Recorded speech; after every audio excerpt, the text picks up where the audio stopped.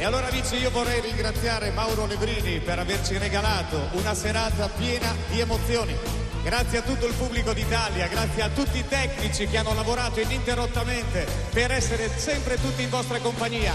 Cantiamo insieme!